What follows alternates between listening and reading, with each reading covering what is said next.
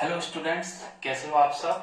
I hope आप सभी अच्छे होंगे। और चलते हैं आज की क्लास में RG sir ocean of science के साथ। और आज की जो क्लास रहने वाली है वो केमिस्ट्री की जो अल्टरनेट क्लास थी वो हो चुकी थी, और आज की जो क्लास है वो फिजिक्स की क्लास रहेगी अपने भौतिक विज्ञान की। और जैसा कि मैंने लास्ट क्लास में आपको बताया था, फिजिक्स की हमारी लास्ट क्लास थी, उसमें मैंने आपको जो एक तो इलेक्ट्रिक सर्किट है, ओपन इलेक्ट्रिक सर्किट और closed electric circuit, electric potential के बारे में बता दिया था। ठीक है, पोटेंशियल डिफरेंस के बारे में बताया था। तो 2 मिनट के लिए रिवाइज कर लेते हैं। पोटेंशियल डिफरेंस में मैंने आपको बताया था वर्क डन टू कैरी, ठीक है, यानी कि work done to carry a unit positive charge, ठीक है, यूनिट पॉजिटिव चार्ज को अनंत से विद्युत क्षेत्र के किसी बिंदु तक लाने में किया गया जो वर्क होता है वो पोटेंशियल, इलेक्ट्रिक पोटेंशियल कहलाता है। और इसका जो सिंबल होता है V होता है, formula V equals to W/Q। फिर मैंने आपको ये बताया था पोटेंशियल डिफरेंस भी होता है, एक पॉइंट से दूसरे पॉइंट तक ले जाने में किया गया work V equals to W/Q। ये मैंने आपको बताया था पोटेंशियल डिफरेंस। इसकी यूनिट भी क्या होती है, यूनिट वोल्ट होती है, दोनों की यूनिट सेम है, फॉर्मूला भी सेम है। ठीक है, फिर इसके बाद मैंने आपको बताया था कि एक न्यूमेरिकल बताया था उसमें कि 2 कूलम चार्ज है और उसको ले जाने में कि कितना वर्क करना पड़ेगा। ठीक है, और 2 कूलम चार्ज को अक्रॉस 2 पॉइंट्स के बीच में जो पोटेंशियल डिफरेंस है वो आपका 12 वोल्ट दे रखा है, तो कितना वर्क होगा। तो हमने इसमें जो फॉर्मूला लगाया था वो V इक्वल्स टू W/Q, तो W इक्वल्स टू VQ। ठीक है, तो उसका 24 जूल आपका आंसर आया था। ठीक है, तो 24 जूल हमारा आंसर आ गया था। इसके बाद आज की क्लास में हम लोग चलते हैं, और आज की क्लास में हम लोग बढ़ेंगे आगे की तरफ और जो ओम्स लॉ है उसको कंटिन्यू करेंगे। ठीक है, तो let's start with RG sir ocean of science. ठीक है, कोई डाउट हो तो आप विदाउट हेजिटेशन पूछ लीजिएगा। ठीक है, ओम्स लॉ भी अपने आप में बहुत इंपॉर्टेंट टॉपिक है, और ये आपको यहाँ पर ये आपको नंबर दिलवा के जाएगा। ठीक है, बहुत अच्छे। तो ये 2 नंबर का क्वेश्चन बनता है, और यहाँ पर मैं हेडिंग डाल रहा हूँ ओम्स लॉ, अंडरस्टैंड। तो मैं यहाँ पर हमारी हेडिंग रहने वाली है, ठीक है, ओम्स लॉ। ठीक है, यहाँ पर मैंने डाल दिया है ओम्स लॉ। और फिजिक्स का सबसे इंपॉर्टेंट कॉन्सेप्ट है, इसको इग्नोर नहीं करना है, अच्छे से प्रैक्टिस करनी है। ओम्स लॉ लिख देता हूँ, वेरी इंपॉर्टेंट। ठीक है, 2025 ये 2 नंबर का आएगा, what is Ohm's law, Ohm's law किसे कहते हैं। यहाँ पर क्वेश्चन भी बनता है, क्वेश्चन में डायरेक्ट आपसे पूछता है यहाँ पर व्हाट इज ओम्स लॉ। ठीक है, ओम्स लॉ क्या होता है, what is Ohm's law, question mark. तो ओम्स लॉ बड़ा इजी है, कोई ज्यादा टफ भी नहीं है ओम्स लॉ। तो देखिए, ये एक रिलेशनशिप होती है किसके बीच में, वोल्टेज अक्रॉस ए कंडक्टर और करंट के बीच में। तो ये वोल्टेज अक्रॉस कंडक्टर और करंट के बीच में एक रिलेशनशिप होती है। और ओम्स लॉ का सीधा सा फॉर्मूला आपको बस इतना सा ध्यान रखना, V प्रोपोर्शनल टू I और V इक्वल्स टू IR, ये 2 टर्म आपको ध्यान रखनी है। कौन कौन सी, एक तो आपको ध्यान रखनी है V प्रोपोर्शनल टू I, और सेकंड थिंग आपको ध्यान रखनी है V इक्वल्स टू IR। ये 2 टर्म आपने ध्यान रख ली तो आपका ये मान लीजिए ओम्स लॉ कंप्लीट है। ठीक है, और इसी के अकॉर्डिंग हम डेफिनेशन भी आगे दे सकते हैं। तो ठीक है, डेफिनेशन में क्या रहेगी, तो देखिए सबसे पहले तो मैं इसकी रिलेशनशिप बताता हूँ ये होता क्या है। तो यहां से स्क्रीन से नोट कीजिएगा। ठीक है, द रिलेशनशिप, तो ये होता है एक रिलेशनशिप, एक संबंध होता है, द रिलेशनशिप बिटवीन, ये एक संबंध होता है। ठीक है, the relationship between voltage across a conductor, voltage across a conductor. तो एक रिलेशनशिप होती है voltage across a conductor and current through a, and current through THROUGH, current through a. तो ये एक रिलेशनशिप है voltage conductor, voltage across conductor और current through a conductor. Conductor मतलब सुचालक, ठीक है, जैसे कॉपर है, सिल्वर है, सुचालक है, एल्युमिनियम है। तो जो कंडक्टर से वोल्टेज और करंट जो फ्लो हो रही है उसके बीच में रिलेशनशिप है जो डिस्कवर की गई थी, वॉज फर्स्ट डिस्कवर्ड बाय, ये डिस्कवर्ड की गई थी, डिस्कवर्ड बाय, ठीक है, एक फिजिसिस्ट थे, बहुत फेमस फिजिसिस्ट है, जर्मन फिजिसिस्ट है, by a German physicist, German physicist है। इनका जो नाम है वो मैं ग्रीन मार्कर से लिख रहा हूं, ठीक है। जर्मन फिजिसिस्ट है sir George, GEORGE, sir George Simon Ohm. इनका नाम आप अच्छे से याद रखना, सर जॉर्ज सीमेन ओम। ये इनका नाम काफी चलता है फिजिक्स में। और इन 1827 में इन्होंने क्या किया था, फर्स्टली डिस्कवर की थी, ठीक है, सर जॉर्ज सीमेन ओम ने इन 1827 में। और ये जो रिलेशनशिप है, आगे लिख देता हूं, दिस रिलेशनशिप, ये जो रिलेशनशिप है इज कॉल्ड, ये रिलेशनशिप कहलाती है, this relationship is called Ohm's law. ये रिलेशनशिप ओम्स लॉ कहलाती है। अंडरस्टैंड। तो आपसे 1 नंबर का तो यहां पर एमसीक्यू तैयार हो चुका है कि ओम्स लॉ किस फिजिसिस्ट ने, किस साइंटिस्ट ने दिया था। ऑप्शन कोई भी दे दे, right answer is the sir George Simon Ohm. या आपसे कहते हैं सीमेन ओम भी इसका आंसर है, शॉर्ट में दे दे जॉर्ज, ठीक है, सीमेन, ये भी इसका आंसर रहेगा। तो पूरा नाम तो इसका ये है, सर जॉर्ज सीमेन ओम। अंडरस्टैंड, ये इसका कंप्लीट नेम है। आगे की तरफ देखिएगा कि इस लॉ के अकॉर्डिंग क्या है। तो यहां पर मैं स्टार लगा करके आपको बता रहा हूं, अच्छे से आप नोट कर लीजिएगा अपनी कॉपी में, स्क्रीन से। तो देखिएगा, अकॉर्डिंग टू दिस लॉ, इस नियम के अनुसार, यहां से इन्वर्टेड कॉमा स्टार्ट करते हैं, ये इंपॉर्टेंट है, ये अच्छे से आप कर लीजिएगा। अकॉर्डिंग टू दिस लॉ, इस नियम के अनुसार जो करंट है, ठीक है, द करंट, और करंट का सिंबल है आई, द करंट फ्लोइंग, जो करंट फ्लोइंग हो रही है, और ये करंट किसमें फ्लो हो रही है, थ्रू ए कंडक्टर, किसी कंडक्टर में, ठीक है। तो current flowing through a conductor, किसी सुचालक में, अंडरस्टैंड, इज डायरेक्टली, तो मैंने यहां लिखा है the current flowing through a conductor is directly, ठीक है। और ये डायरेक्टली प्रोपोर्शनल होती है, समानुपाती होती है, proportional to the potential difference, proportional to the potential difference, जो विभवांतर है। और विभवांतर किसके, 2 पॉइंट के बीच के, तो जिसका सिंबल V होता है। तो मैंने यहां पर लिखा है according to this law the current, जो करंट आई है वो फ्लोइंग हो रही है किसी कंडक्टर में, ठीक है, directly proportional to the potential difference, वो पोटेंशियल डिफरेंस V के प्रोपोर्शनल है, across its end, across its end, इसके जो सिरे हैं, मैंने यहां लिखा है ENDS, एंड्स का मतलब सिरे, अक्रॉस इट्स एंड्स, ठीक है, प्रोवाइडेड द, अब इसकी जो एंड है जहां पर पोटेंशियल डिफरेंस है, प्रोवाइडेड द फिजिकल कंडीशंस, ठीक है, जो भौतिक दशाएं हैं, फिजिकल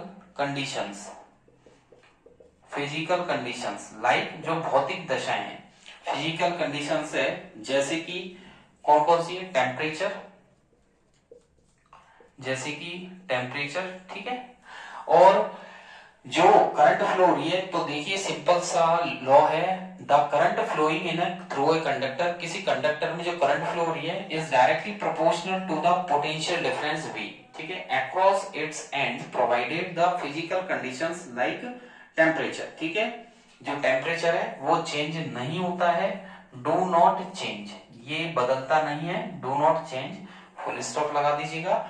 दिस लॉ, आगे लिख सकते हैं, this law is called Ohm's law, इसे ओम्स लॉ कहते हैं। और ये आपको यहां पर 2 नंबर दिलवा के जाएगा, बहुत सिंपल है, ठीक है। तो V और I में रिलेशनशिप होती है, तो इसमें हम क्या लिख सकते हैं, अब एक लाइन का गैप लगाकर आप लिखना पोटेंशियल डिफरेंस, एक लाइन का गैप देकर के लिखना पोटेंशियल डिफरेंस, मैं आपको पूरा यहाँ कंप्लीट नोट करवा रहा हूं, potential difference directly proportional to.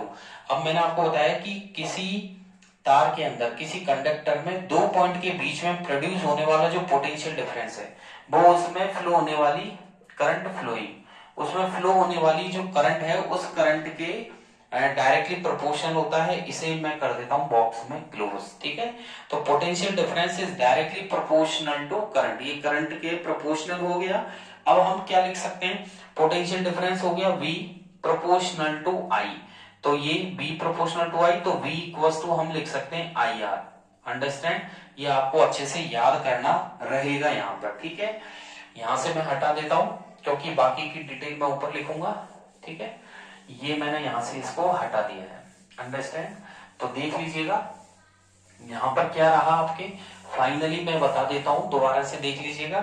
यहां पर फाइनली ये रहा जो पोटेंशियल डिफरेंस है V, ठीक है। V प्रोपोर्शनल टू I, तो V इक्वल्स टू, अब ये वाला साइन जो रहता है ये प्रोपोर्शनल का है, डायरेक्टली प्रोपोर्शनल है। इस साइन को इक्वल में बदलना हो तो हमें कोई ना कोई कांस्टेंट लेना होगा। हमने यहाँ पर कांस्टेंट लिया है R इज द रेजिस्टेंस, ठीक है, और V is the potential difference between two points. तो V तो पोटेंशियल डिफरेंस हो गया दो पॉइंट के बीच में, और जो I है वो इलेक्ट्रिक करंट हो गई। अंडरस्टैंड? I हमारे यहाँ पर इलेक्ट्रिक करंट हो गई। तो यहाँ पर मैं लिख देता हूं हेयर, ठीक है, हेयर R। यहाँ पर R जो है वो क्या है, constant for the given metallic wire. R जो लिया है वो है कांस्टेंट, यानी कि कांस्टेंट को बोलते हैं नियतांक। क्या बोलते हैं? नियतांक। Constant for the given metallic wire, जो धातु का तार दिया गया है उस धातु के तार की क्या है, ये कांस्टेंट है। तो R क्या है यहाँ पर, R is the constant for the given metallic wire. Understand? किस पर? एट गिवन टेम्परेचर, जो हमें तापमान दिया जाए, तो जो तापमान दिया जाएगा उस तापमान पर, उस टेम्परेचर पर जो मटेरियल दिया गया है उस मटेरियल के लिए यहाँ पर क्या है, R एक हमने क्या लिया है, कांस्टेंट लिया है, ठीक है, यानी कि R एक रेजिस्टेंस हो गया एक तरीके से, ठीक है। एंड आगे मैं मेंशन कर देता हूं, एंड इट इज कॉल्ड, इसे कहा जाता है, इट इज कॉल्ड रेजिस्टेंस। इसे रेजिस्टेंस बोले तो इसे प्रतिरोध बोलते हैं। क्या बोलते हैं? प्रतिरोध। अब इसको ऐसे समझ सकते हैं जनरली लैंग्वेज में, मैं ऐसे समझा सकता हूं जैसे हम रोड पर चल रहे हैं बहुत स्पीड से और जगह जगह स्पीड ब्रेकर होते हैं। क्यों? क्योंकि स्पीड को डाउन करने के लिए होते हैं। तो गवर्नमेंट स्पीड ब्रेकर इसलिए बनाती है कि एक्सीडेंट ना हो और वो जो चलाने वाला ड्राइवर है वो स्पीड को कम कर ले। अंडरस्टैंड? तो ऐसे ही यहाँ पर जब करंट फ्लो होती है किसी सर्किट के अंदर जब करंट फ्लो होती है तो वो अप एंड डाउन करने के लिए रेजिस्टेंस का क्रिएट होना बहुत जरूरी होता है। क्योंकि अगर एक ही फ्लो में करंट फ्लो होती रहेगी तो उससे जो हमारे महंगे महंगे अप्लायंसेज है, ठीक है, उनके शॉर्ट सर्किट होने के चांसेस बढ़ जाते हैं। तो करंट में फ्लक्चुएशन होना बहुत जरूरी होता है, ठीक है। अब यहाँ पर ये जो रिलेशन आया है B प्रोपोर्शनल टू I, तो हम इसमें लिख सकते हैं R बराबर V अपॉन I। तो सेकंड फॉर्मूला तो ये बन गया आपका। तो फर्स्ट तो ये हो ही गया, सेकंड वाला ये हो गया, और थर्ड वाला हम बना सकते हैं I equals to V upon R। तो यहाँ पर तीन फॉर्मूले बन चुके हैं। एक तो हो गया V proportional V equals to IR, यानी कि potential difference equals to current multiply by resistance. दूसरा फॉर्मूला बन गया R equals to V upon I, यानी कि रेजिस्टेंस बराबर पोटेंशियल डिफरेंस अपॉन करंट। और तीसरा यदि करंट निकालनी हो तो पोटेंशियल डिफरेंस अपॉन रेजिस्टेंस। पहला वाला फॉर्मूला तब लगाना है जब को I और R दे दे, आपको करंट की वैल्यू दे और रेजिस्टेंस दे और पोटेंशियल डिफरेंस पूछे तो आप ये वाला फॉर्मूला अप्लाई कर देना, फर्स्ट वाला। सेकंड वाला फॉर्मूला तब लगाना जब आपको पोटेंशियल डिफरेंस V की value they they, current I की वैल्यू दे दे, तो दोनों वैल्यू दे दे तो R निकालना हो, रेजिस्टेंस पूछा जाए तो आप ये वाला फॉर्मूला लगा दीजिएगा। थर्ड वाला आपको फॉर्मूला तब अप्लाई करना है जब आपको क्या दे, पोटेंशियल डिफरेंस दो पॉइंट के बीच में और रेजिस्टेंस दे, तो दोनों का रेशियो यहाँ पर करंट पूछे तो करंट यहाँ पर निकाल दीजिएगा। तो तीनों फॉर्मूले अलग अलग वैल्यूज के लिए होते हैं। और अब देखिएगा, अब ये जो रेशियो है इससे हम क्या बता सकते हैं कि ये जो रेशियो पोटेंशियल डिफरेंस का जो एंड के बीच में होता है कंडक्टर का, वो जो करंट फ्लो हो रही है कंडक्टर में उसका रेशियो होता है। तो हम लिख सकते हैं थस, इसके नीचे आप लिख दीजिएगा यहाँ पर थस, इसलिए, ठीक है, the ratio of potential difference, the ratio of potential difference, जो पोटेंशियल डिफरेंस का रेशियो है, the ratio of potential difference, ठीक है, जो विभवांतर है, ठीक है, विभवांतर किसके बीच में, across the ends, across the ends यानी कि सिरे of a conductor यानी कि सुचालक का, ठीक है, across the ends of a conductor to the current flowing जो विद्युत धारा प्रवाहित हो रही है टू द करंट फ्लोइंग किसमें, उस कंडक्टर से, ठीक है, थ्रू इट, उसी कंडक्टर से जिस कंडक्टर के दोनों पॉइंट के बीच में हमने पोटेंशियल डिफरेंस यानी कि विभवांतर को फाइंड आउट किया है, ठीक है। और ये जो है उस कंडक्टर से फ्लो रही है, तो इसको हमने एक कांस्टेंट लिया है, रिमेन्स एक कांस्टेंट, इसको एक नियतांक माना गया है। क्या माना गया है, एक नियतांक माना गया है, रिमेन्स ए कांस्टेंट, इसको नियतांक माना गया है। और जो टेम्परेचर और दूसरी फिजिकल क्वांटिटीज है वो इसमें सेम रहेगी। तो मैं लिख देता हूं if temperature and other physical quantities, other physical, तो यहां पर मैंने लिखा है if temperature and other physical quantities, other physical quantities, ठीक है, क्वांटिटीज आर सेम। तो जो दूसरा तापमान और दूसरी भौतिक दशाएं वो क्या रहेंगी, यहां पर सेम रहेगी, ठीक है। अब ये तो हमारे हो चुका है, आगे की तरफ हम लोग बढ़ेंगे और आगे की तरफ मैं आपको बताऊंगा। यहाँ पर अब हम पढ़ने वाले हैं यहाँ पर वीआई ग्राफ, ठीक है, जो नाइक्रोम के वायर के लिए है। तो यहाँ हेडिंग रहने वाली है, इसको तो मैं हटा देता हूं, तब मैं आपको ग्राफ बनाना सिखाऊंगा। तो यहाँ से तो इसको रफ कर देते हैं, ये आपने नोट कर ही लिया होगा।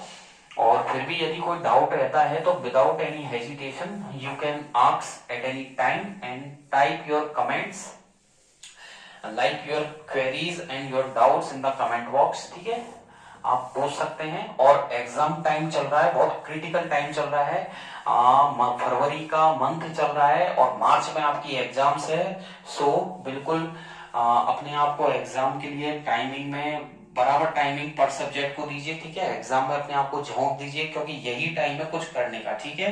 तो ये जो मंथ चल रहा है फरवरी, तो इसमें क्या ज्यादा अपनी स्टडी को टाइम दीजिए, ठीक है, पर सब्जेक्ट को बराबर अपना डेली शेड्यूल बना करके स्टडी कीजिए, ओके। और यहाँ पर हेडिंग के लिए हम लोग बढ़ते हैं, तो वीआई ग्राफ, यहाँ पर हेडिंग डाल रहा हूं मैं वीआई ग्राफ, यानी कि potential difference current graph, VI graph for a nichrome wire. तो नाइक्रोम के वायर के लिए, यानी कि नाइक्रोम का जो तार है उस तार के लिए वीआई ग्राफ, ये आपको 2 नंबर दिलवा के जाएगा यहाँ से। वीआई ग्राफ अच्छा है, क्वेश्चन बहुत अच्छा है। और वीआई ग्राफ जो नाइक्रोम वायर के लिए हम बनाने वाले हैं, इसके लिए आपको ग्राफ बनाना आप मैथ में भी जानते हैं, मैथ्स में हम ग्राफ बनाते हैं, एक्स एक्सिस लेते हैं, देन जो हॉरिजॉन्टल है वो तो एक्स एक्सिस और वर्टिकल हम वाई एक्सिस लेते हैं। तो हॉरिजॉन्टल पे आप करंट ले लीजिएगा और वाई एक्सिस पर पोटेंशियल डिफरेंस लीजिएगा। तो यहाँ पर जो ग्राफ रहेगा वो इस प्रकार से रहेगा, मैं यहाँ पर आपको बना के बता देता हूँ। यहाँ पर ग्राफ जो रहने वाला है इस तरीके से, ठीक है, ये हमारा ग्राफ रहेगा, ओके। बहुत इजी है, कोई ज्यादा टफ नहीं है, सिंपल सा है, ज्यादा बड़ा भी आपको नहीं बनाना है, स्केल की हेल्प लेनी है आपको, अंडरस्टैंड। ये हमारा ग्राफ हो जाएगा, ओके। ये हमारी एक्स एक्सिस, यहां पर ओ लिख देंगे, ये एक्स हो जाएगा आपका। इसको बाद में हमको लगता है तो हम और इसको आगे बढ़ा लेंगे, ठीक है। तो ऐसा लगता है तो हम इसको और बढ़ा लेंगे, एक्स, ये ओ पॉइंट यानी कि ओरिजिन, और ये आपका वाई हो गया, ठीक है। यहाँ पर हम करंट लेंगे, एक्स एक्सिस पर क्या लेंगे, करंट लेंगे। करंट किस में लेंगे, हम एम्पियर में लेंगे यहाँ पर, तो ये हो जाएगा करंट। यहाँ पर जो हम लेने वाले हैं वो हम क्या लेंगे, पोटेंशियल डिफरेंस लेंगे। तो यहाँ पर हो जाएगा पोटेंशियल डिफरेंस, ठीक है, पोटेंशियल डिफरेंस, अंडरस्टैंड। और ये हम लेंगे इन बोल्ट, ये हम बोल्ट में लेंगे, ओके। ये वाई एक्सिस पर हमारा पोटेंशियल डिफरेंस हो गया है, ओके। और यहाँ पर जो करंट हम लेंगे, यहाँ 0 से स्टार्ट करें तो ये 0.1, 0.2, बराबर फैक्टर इधर बनाने हैं, 0.3, बराबर गैप रखना है 0.1 का, 0.4, 0.5, 0.6, 0.7, ज्यादा भी आगे नहीं बढ़ाना है, बराबर गैप रखना है, 0, 0.1, 0.2, 0.3, 0.5, 0.6, 0.7। बाई एक्सिस पर हम लोग यहाँ पर पोटेंशियल डिफरेंस लेंगे तो 0.4 का गैप लेंगे, ठीक है। सबसे पहले यहाँ पर हो गया 0.4, ठीक है, फिर 0.4 का गैप लेंगे तो 0.8, ठीक है, ये 0.4, ये 0.8, फिर इक्वल गया तो 1.2, ठीक है, फिर इक्वल गैप 1.6, फिर इक्वल गैप, और ये हो जाएगा हमारा यहाँ पर 2। तो मैंने पॉइंट लिखे हैं 0.4, 0.8, 1.2, 1.6। अंडरस्टैंड, यहाँ पर हम 2.0 और यहाँ पर हो जाएगा 2.4। तो इनमें जो गैप रखा है वो मैंने 0.4 का रखा है, यानी कि 0.4 का। अंडरस्टैंड। अब यहाँ पर देख लीजिए, ग्राफ बनाना है तो सबसे पहले यहाँ पर पॉइंट ले लेते हैं। तो पॉइंट हमारे जो रहेंगे यहाँ पर सिंपल सा है, 0.1 पे यहाँ पर हमारा पॉइंट रहेगा। तो इस तरीके से बिल्कुल स्ट्रेट लाइन आएगी हमारे। यहाँ पर एक पॉइंट ये रहा, दूसरा पॉइंट हमारा इधर मैच करेगा, ठीक है। थर्ड 0.3 पर हमारा 1.2 यहाँ पर मैच करेगा, और 0.4 पर 1.6 हमारा यहाँ मैच करेगा, 0.5 पर 2.0 हमारा यहाँ मैच करेगा, और 0.6 पर 2.4 यहाँ मैच करेगा। तो बिल्कुल एक स्ट्रेट ग्राफ मिलेगा आपको, ठीक है। और स्ट्रेट ग्राफ मिलेगा तो आप बिल्कुल सीधी लाइन यहाँ पर बना दीजिए, ठीक है। तो यहाँ पर हम सीधी लाइन बना देंगे इस तरीके से, ये हमारी बिल्कुल सीधी लाइन यहाँ पर बन जाएगी। अंडरस्टैंड, इस तरीके से आपका ग्राफ यहाँ पर बिल्कुल स्ट्रेट मिल जाएगा इस तरीके से। स्केल से बिल्कुल सीधी लाइन यहाँ पर हम ड्रॉ कर देंगे। ओके, ये हमारा बिल्कुल स्ट्रेट पीआई ग्राफ मिल चुका है। ओके, अब यहाँ पर ये पॉइंट्स मैच कर ही रहे हैं बिल्कुल। अगर आप मैच करना चाहो तो देख लीजिएगा, यहाँ पर आपका बिल्कुल ये ग्राफ मैच करेगा। देन ऐसे ही यहाँ पर ये मैच करेगा। तो इस प्रकार यहाँ पर हम लोग मिलाएंगे तो देख लीजिएगा, इस प्रकार हमारा ये भी मैच करेगा। ऐसे ही इसको आगे बढ़ाएंगे हम लोग यहाँ पर, तो यहाँ पर हमारा ये भी मैच करेगा। अंडरस्टैंड, तो देख लीजिएगा ये ऐसे ही यहाँ पर इसको आप मैच करोगे तो यहाँ पर भी हमारा ये मैच करेगा बिल्कुल। ओके, देख लीजिएगा। देन इस पर हम मैच करना चाहते हैं तो यहाँ पर 0.5 पे भी यहाँ पर मैच करेगा आपके। ओके, इस तरीके से यहाँ पर ये हो जाएगा। ऐसे ही 0.6 पर आप लोग मैच करना चाहते हैं तो यहाँ पर भी हम लोग इसको मिला सकते हैं हॉरिजॉन्टली और वर्टिकली, इस तरीके से यहाँ पर मिल जाएगा, ठीक है। ये हो गया हमारे। तो ये पॉइंट्स है काफी जो बीआई ग्राफ है, तो ये पोटेंशियल डिफरेंस और करंट के बीच में होता है ये ग्राफ। और ये ग्राफ से हमें ये पता चलता है कि इस ग्राफ से ये क्लियर है कि जो करंट फ्लो होती है वो पोटेंशियल डिफरेंस जो क्रिएट होता है उसके डायरेक्टली प्रोपोर्शनल होती है, ठीक है। अब आप डाल दीजिए नोट। अब मैं आपको बताता हूं यहाँ नोट डाल करके कि आपको इस ग्राफ के नीचे क्या लिखना है। तो नोट डाल करके आप ये चीज नोट करोगे इसमें, तो हम जानते हैं V equals to I R, ये जानते हैं हम। तो इससे हमारा फॉर्मूला आया I equals to B upon R, ये हमारा फाइनली फॉर्मूला रहा I equals to B upon R. इसका मतलब क्या है? इसका मतलब है, लिखिएगा स्क्रीन से नोट कीजिएगा, इट मींस दैट, ठीक है, I equals to B upon R. इसका मतलब है, स्क्रीन पर मैं लिख रहा हूं, आप लोग नोट कीजिएगा, the current through a register, the current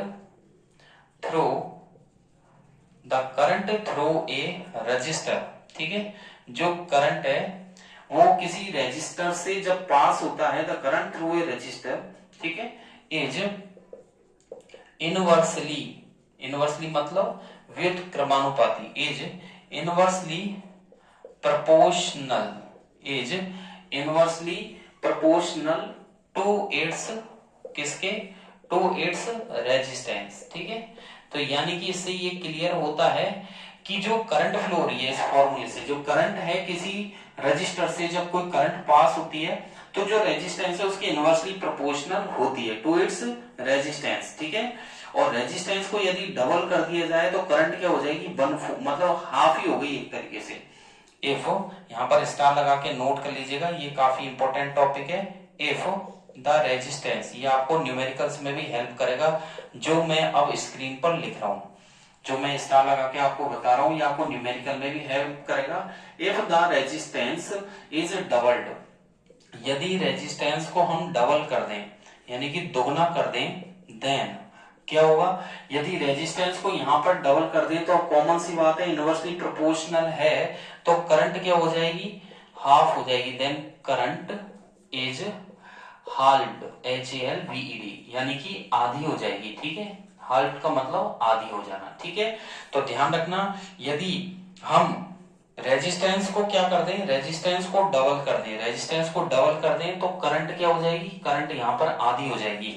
तो इससे क्या क्लियर होता है, इससे ये क्लियर होता है कि जो करंट आई है वो इनवर्सली प्रोपोर्शनल टू 1/r है। अब यहाँ r बराबर यानी कि r बराबर 2r कर दें, डबल कर दें, तो करंट I/2 हो गई, कहने का मतलब समझ लो।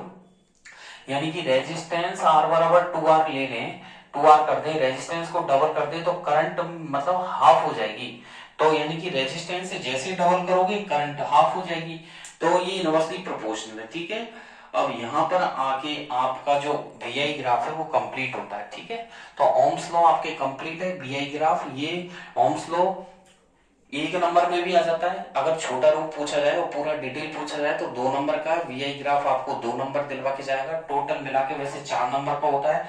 कई बार क्वेश्चन 2+1 में आता है, 2 नंबर का ओम्स लॉ और 1 नंबर का VI ग्राफ, ठीक है। अब चलें आगे की तरफ। अब हम पढ़ते हैं व्हाट इज रेजिस्टेंस। इसको तो मैं हटा देता हूं यहाँ से, ये आपने नोट कर लिया होगा ग्राफ, ठीक है, डिटेल आपने लिखी ली है। तो चलते हैं आगे की तरफ और पढ़ते हैं VI ग्राफ, ठीक है। ये तो हो गया VI ग्राफ। अब हम रेजिस्टेंस के बारे में मैं आपको डिटेल से बताता हूँ कि रेजिस्टेंस होता क्या है और रेजिस्टेंस होने का कारण क्या है और रेजिस्टेंस से फायदा क्या है और नुकसान भी क्या है। तो देखिए कि जैसे कि मैंने आपको बताया कि हम व्हीकल चलाते हैं रोड पर, ठीक है, कोई भी व्हीकल चलाते हैं तो स्पीड ब्रेकर गवर्नमेंट इसलिए बनाती है कॉलोनी में भी कि एक्सीडेंट्स ना हो और जो चलाने वाला ड्राइवर है वो भी अपनी स्पीड को कम ज्यादा करता रहे। तो होता क्या है, जब करंट फ्लो होती है तो करंट भी कंटिन्यू फ्लो होती है, तो उसको फ्लो होने से क्या होगा कि हमारे जो इक्विपमेंट्स है उन पे इफेक्ट पड़ेगा, तो वो भी हीट देने लग जाएंगे। तो कई बार जो करंट है उसको ब्रेक करना जरूरी है और करंट जो ब्रेक होती है वो पर सेकेंड ही ब्रेक होती है और ब्रेक होने के लिए जो रेजिस्टेंस है उसका होना बहुत जरूरी होता है। तो यहाँ पर हमारा टॉपिक रहने वाला है रेजिस्टेंस, ठीक है। तो यहाँ पर मैं हेडिंग डाल देता हूं रेजिस्टेंस, ठीक है, यानी कि प्रतिरोध। ये तो हमारा टॉपिक है, ठीक है। अब जो क्वेश्चन पूछा गया है, क्वेश्चन जो पूछा जाता है वो इस प्रकार से पूछा जाता है कि व्हाट इज रेजिस्टेंस। क्वेश्चन पूछा जाता है 1 नंबर का, व्हाट इज रेजिस्टेंस, प्रतिरोध किसे कहते हैं, understand. Also right is formula, also right it's formula, also right it's formula and unit. इसका फॉर्मूला और यूनिट बताइए, ठीक है। तो ये 1 नंबर की डेफिनेशन, हाफ मार्क्स का फॉर्मूला और हाफ मार्क्स की यूनिट, ये आपको यहाँ पर 2 नंबर दिलवा के जाएगा। तो रेजिस्टेंस जो होता है वो उसको, ये रेजिस्टेंस एक तरीके का मतलब एक प्रॉपर्टी है किसी कंडक्टर की, ये कंडक्टर की वो प्रॉपर्टी है जो करंट फ्लो होने को रोकती है, उसको अपोज करती है, ठीक है। तो रेजिस्टेंस, रेजिस्टेंस जो होता है वो एक प्रकार का क्या है, रेजिस्टेंस एक प्रकार का उसको जो डिफाइन किया गया है, रेजिस्टेंस को जो डिफाइन किया गया है वो इस प्रकार से डिफाइन किया गया है। तो लिखिएगा resistance, resistance is defined as, ठीक है। तो जो प्रतिरोध होता है, प्रतिरोध को जो परिभाषित किया जाता है, resistance is defined as the property of the conductor, the property, the property of the conductor, किसी सुचालक की property, the property of the conductor, किसी कंडक्टर की वह प्रॉपर्टी जो कि किसका विरोध करे, विच अपोजेस, ठीक है, विच अपोजेस, अपोजेस का मतलब विरोध करना, किसका, द फ्लो ऑफ करंट, ये करंट जो फ्लो होती है उसको अपोज करती है। तो प्रतिरोध को परिभाषित किया जा सकता है, ये किसी सुचालक की वह प्रॉपर्टी होती है जो करंट को फ्लो होने को अपोज करती है, उसको रोकती है, ठीक है, इज कॉल्ड रेजिस्टेंस, उसे प्रतिरोध बोला जाता है, अंडरस्टैंड, फुल स्टॉप। एक तो ये डेफिनेशन है, अगर आप कर सकते हो तो बहुत इजी है। दूसरी डेफिनेशन ये है कि जो रेशियो होता है वोल्टेज अप्लाइड का, तो दूसरी डेफिनेशन स्क्रीन से नोट कीजिएगा, the ratio of voltage applied, the ratio of voltage applied, जो रेशियो होता है वोल्टेज अप्लाइड का, ठीक है, to the electric current, to the electric current, understand. तो मैंने यहां लिखा है the ratio of voltage applied to the electric current flowing through it, इससे जो फ्लो होती है, flowing through, flowing through it. The ratio of voltage applied to the electric current flowing through it, ठीक है ना, is called रेजिस्टेंस। इसे resistance बोला जाता है, यानी कि प्रतिरोध बोला जाता है। दोनों डेफिनेशन एक्यूरेट है, आपको जो ठीक लगे आप कर लीजिएगा। और रेजिस्टेंस को डिनोट किया जाता है, तो एक लाइन छोड़ करके स्टार लगाकर लिखिएगा स्क्रीन से। इट इज डिनोटेड बाय, इसका सिंबल है कैपिटल आर, अंडरस्टैंड। और यूनिट, यहां पर जो यूनिट रहने वाली है इसकी, तो मैं लिख देता हूं the SI unit of resistance, the SI unit of resistance, यानी कि प्रतिरोध की जो एसआई यूनिट है वो होती है इज ओम, ठीक है। और इसका सिंबल होता है ये। आपको सिंबल कैसे बनाना है, पहले ऐसे, देन ऐसे और फिर ये, ठीक है। तो बना लोगे सिंबल, सिंपल है, ठीक है। ब्रैकेट में लिख देता हूं ओम। तो एसआई यूनिट जो होगी रेजिस्टेंस की वो क्या होती है, ओम, ठीक है। और ये जो डिनोट किया जाता है, इट इज डिनोटेड बाय, ठीक है।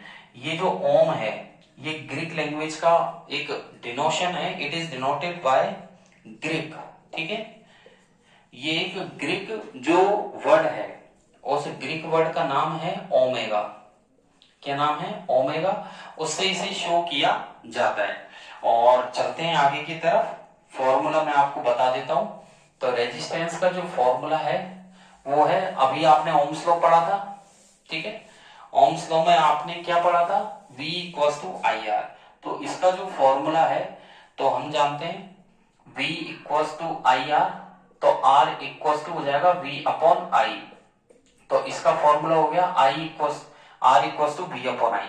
तो रेजिस्टेंस का फॉर्मूला है, resistance equals to potential difference, resistance equals to potential difference, ठीक है, potential difference upon electric current. ये इसका फॉर्मूला हो गया, रेजिस्टेंस बराबर potential difference upon electric current, R equals to B upon I. ये इसका फॉर्मूला हो जाएगा। आगे की तरफ मैं आपको बताऊंगा नेक्स्ट क्लास में, और आज की क्लास में इतना ही करेंगे, ठीक है। नेक्स्ट क्लास में मैं आपको जो टॉपिक पढ़ाने वाला हूं वो आप नोट कर लीजिए। नेक्स्ट क्लास में रहेगा 1 ओम की डेफिनेशन। एक तो मैं आपको बताऊंगा 1 ओम किसे कहते हैं, कि जो रेजिस्टेंस है कंडक्टर का, वो यदि 1 एम्पियर करंट फ्लो करता है, ठीक है, 1 एम्पियर करंट फ्लो करता है, और जो पोटेंशियल डिफरेंस है वो भी 1 वोल्ट हो, तो उसे 1 ओम कहते हैं। तो 1 ओम के बारे में मैं आपको बताऊंगा। फिर वेरिएबल रेजिस्टेंस, नेक्स्ट टॉपिक रहने वाला है वेरिएबल रेजिस्टेंस, ये मैं आपको पढ़ाऊंगा। तो 1 वोल्ट वेरिएबल रेजिस्टेंस, ठीक है। और रेजिस्टेंस जो होता है किसी कंडक्टर का, उस पर कौन कौन से फैक्टर डिपेंड करते हैं, तो मैं आपको बताऊंगा factors depend on resistance, depend on resistance. तो किसी कंडक्टर के रेजिस्टेंस ऑफ ए कंडक्टर, तो किसी सुचालक के, किसी कंडक्टर के रेजिस्टेंस पर कौन कौन से फैक्टर, कौन कौन से कंडीशंस डिपेंड करती है, तो ये भी हम नेक्स्ट क्लास में पढ़ने वाले हैं। तो ठीक है, नेक्स्ट क्लास के हमारे टॉपिक रहेंगे 1 ओम, वेरिएबल रेजिस्टेंस और factors on resistance of a conductor. आज की क्लास आपको अच्छी लगी हो और इससे आपके मार्क्स में काफी इंप्रूवमेंट हुआ हो, तो लाइक और शेयर तो बनता है, ज्यादा ज्यादा लाइक कीजिए, सब्सक्राइब तो बनता ही है, और बेल आइकन पर जरूर क्लिक कर देना। इससे क्या होगा, जब भी मेरी वीडियोस या क्लासेस आएंगी वो बिना आपको टाइम वेट करते हुए आपको मिल जाएगी, नोटिफिकेशन आपको मिलता रहेगा। डिस्क्रिप्शन में मैंने टेलीग्राम की लिंक दी हुई है, RG sir ocean of science, जिस पर आप क्लिक करके मेरे टेलीग्राम पेज पर जा सकते हैं। वहां से भी आपको डीप में जानकारियां मिल जाएंगी। वहां से भी आप चाहते हैं कि डीप में पढ़ना चाहते हैं, तो वहां से आपको क्वेश्चंस और थ्योरीज मिल जाएंगी डिटेल में, ठीक है। ज्यादा से ज्यादा अपने सर्किल में भी शेयर कीजिएगा। और अल्टरनेट क्लासेस चल रही हैं, कि जैसे आज फिजिक्स की रही है, अल्टरनेट केमिस्ट्री की रहेगी, वहां पर कार्बन एंड इट्स कंपाउंड चल रहा है, तो अल्टरनेट क्लास लेते रहे। कोई भी डाउट हो, कोई भी क्वेश्चन हो, ठीक है, तो आप कमेंट बॉक्स में अपना डाउट टाइप कीजिए, अपनी क्वेरीज को टाइप कीजिए, और आपको वहां से तुरंत आंसर्स मिलेंगे, ठीक है। तो बने रहिए RG sir ocean of science के साथ। और ये बहुत क्रिटिकल टाइम चल रहा है, ये जो मंथ चल रहा है, इसमें बहुत आपको स्टडी की जरूरत है, और ज्यादा से ज्यादा अपनी स्टडीज को टाइम दीजिए। एक शेड्यूल, एक अपने डेली रूटीन बना करके पढ़ाई कीजिए। जो सब्जेक्ट है, आपके 6 सब्जेक्ट्स है, उनको बराबर से एक टाइम मैनेज करते हुए पढ़ाई कीजिए, ठीक है। ऐसा नहीं कि दिन भर एक ही सब्जेक्ट के पीछे लग रहे हैं, भाग रहे हैं, ठीक है। एक टाइम मैनेज करते हुए उसको पढ़िए, जिससे आपका जो है, और छोटे क्वेश्चन से लेकर बड़े क्वेश्चन की तरफ बढ़िए आप, मतलब स्टार्टअप कीजिए आप एमसीक्यू से और ऐसे टाइप क्वेश्चंस की तरफ बढ़िए। तो एक एक नंबर के तैयार कीजिए सारे चैप्टर्स के साइंस में, फिर आप दो दो नंबर के तैयार कीजिए, फिर आप 3 नंबर जो 3 मार्क्स के वैसे क्वेश्चन तैयार कीजिए, ठीक है। फिर 4 नंबर के तो अपने आप हो ही जाएंगे। यदि आपने 1 नंबर 2 नंबर 3 नंबर के क्वेश्चन 1 बाई 1 आपने कर लिए तो आपके 4 नंबर के भी कंप्लीट हो जाएंगे। तो बने रहे आरजी सर के साथ, ठीक है, और लेते रहे अल्टरनेटिव क्लासेस। और कोई भी डाउट है तो बिना किसी हेजिटेशन के आप पूछ सकते हैं, ठीक है। थैंक यू, बाय बाय, बने रहे आरजी सर के साथ, ठीक है। Thank you.